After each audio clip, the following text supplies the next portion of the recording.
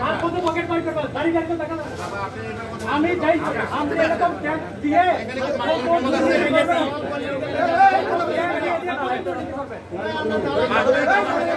আমি ঠিক আছে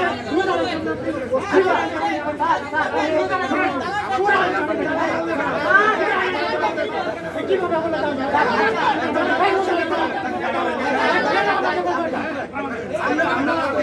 আচ্ছা আমাকে কেন বললাম আমি কোরআন শরীফ না দিলে আমি করতে পারবেন না